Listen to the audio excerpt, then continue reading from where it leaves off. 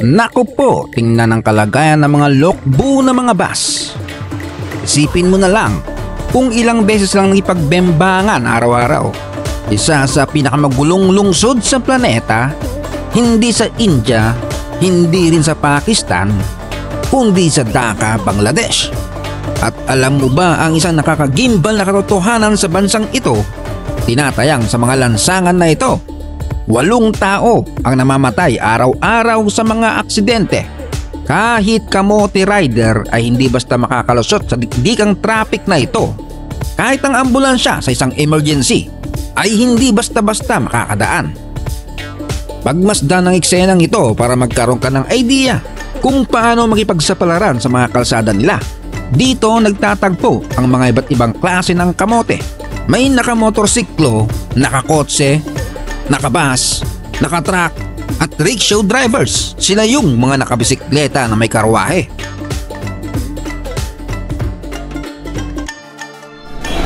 Ganito ang itsura ng isang intersection. Walang traffic lights, walang stop signs, walang yield signs, wala man lang pulis. At kung merong mang naligaw, wala rin naman silang paki. Katunayan, binubulyawan pa ng mga tao ang pulis na gumedli sa kalsada kung ayaw niyang matumbok.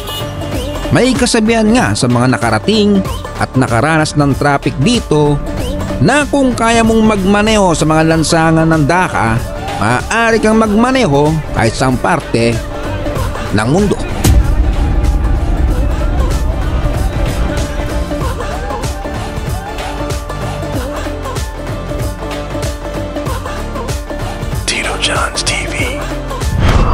Masdan mo ang mga bus, parang bagong labas lang sa junk shop.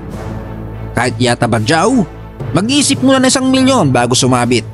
Gusgusin man ang mga bus nila, pero wag ka. Proud na proud ang mga nakasakay. Nakangiti pa rin sila, pakaway-kaway pa sa bintana. Parang galing Maynila, nauuwi sa probinsya na bagong sahod at may pasalubong na 1 drum na assorted biscuits.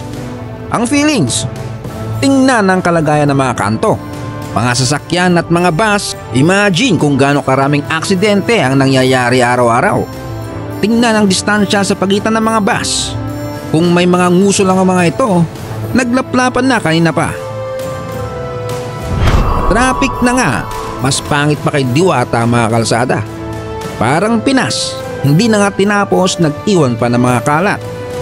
Kung sa EDSA mabagal pa sa Pagong ang galaw ng mga sasakyan sa sobrang traffic, sa Dhaka, Bangladesh, abay mas mabagal pa sa PWD, Pagong with Disability. At buong maghapon pakiramdam mo 12:00 ng bagong taon. Napakaingay. Mas marami pang pindot sa busina kaysa apak sa gas. Ang kakaiba sa mga tuktok sa Dhaka ay parang kulungan. Saradong-sarado. Dahil delikadong lumiko na nakalabas ang tuhod, pwedeng masagi ng ibang sasakyan. Marami na nga ang naitalang na dedo dahil napahiwalay ang pasa katawan. Kaya naman ito'y ganap na ipinag-uutos na dapat sarado ang mga tuktok. Sa Dhaka, Bangladesh, ang mga distansya ay sinusukat lagi sa kilometro, hindi sa oras.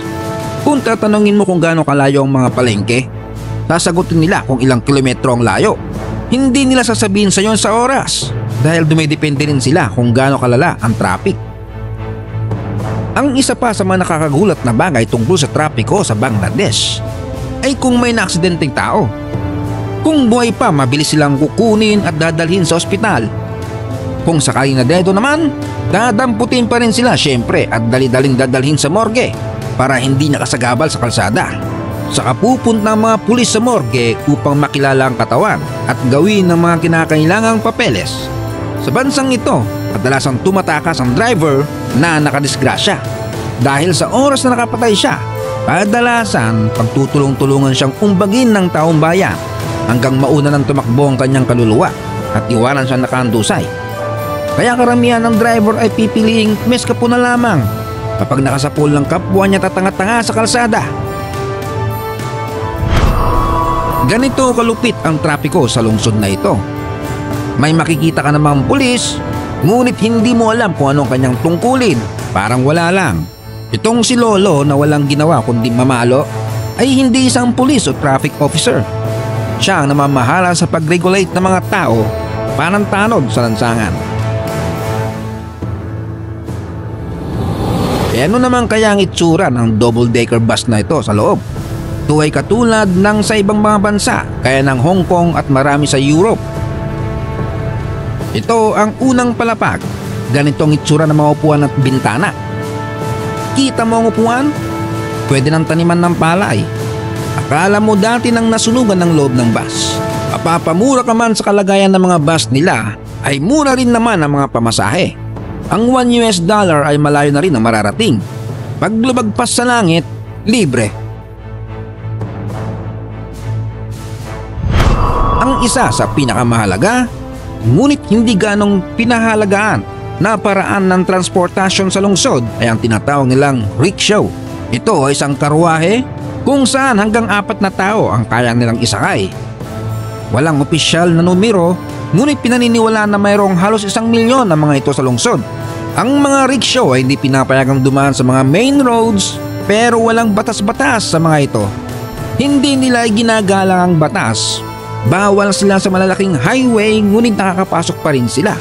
Dahilan kaya marami ang nangyayaring aksidente. Sa katunayan, tinatansya na sa pagitan ng 10 hanggang 20 aksidente sa isang araw ay sanhi ng mga rickshaw. Masaway man ang mga ito, pero nakakaawa rin ang kanilang kalagayan. Ang nakakalungkot na katotohanan tungkol sa pagiging isang rickshaw driver sa Bangladesh ay walang may gusto na maging biyenan sila. Kapag nalaman ng boyfriend o girlfriend na ang ama ng kailang partner ay isang rickshaw driver, madalas nauuwi sa hiwalayan. Ikinahihiya ng karamihan na ang ama ng kanilang jowa ay isa lamang rickshaw driver.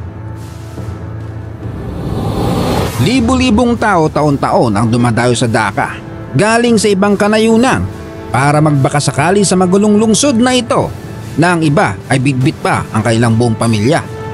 Karamihan sa kanila ay lalong nasadlak sa kahirapan. Karamihan sa walang matitirhan ay naging rickshaw driver, pero ayon sa kanila ay malakas din naman ang kita. Basta masipag, malakas at kayang makipagbardagulan sa kalsada. May mga kumpanya na umuupan ng rickshaw driver, nagbibigay sila ng tutuluyan at pagkain sa halagang $4 araw-araw at may libreng payosi pa sila para pang-akit sa mga driver. Kumikita ang rickshaw driver sa halagang $12 sa isang araw na kayod kalabaw. Malaki-laki kumpara sa ibang trabaho sa Dhaka. Dito natutulog ang lahat ng driver na nagtatrabaho sa kumpanyang ito. Ganito ang kanilang kama, walang kutson, direkta sila natutulog sa sahig. Kapag nagkasakit sila, bahala rin silang ipagamot ang kanilang sarili. No work, no pay at kayang tumanggap ng manghang na salita sa mga nakakabanggan nila sa kalsada. Gayunpaman kumpara sa ibang naghihirap sa Bangladesh, ayos na sila sa ganitong kalagayan. Ang mahalaga ay nakapagpapadala sila sa kanilang mga pamilya hanggat kaya pa ng kanilang katawan.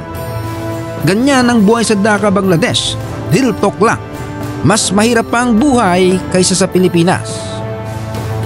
Ngunit gaya natin lumalaban dahil yun na lang ang isang mabisang paraan kahit na maging pasaway sa daan. So yun, ibahagi ang iyong mga saloobin sa mga komento kung nagustuhan mo ang ganitong content. At huwag kalimutang mag-like at mag-subscribe hanggang sa muli.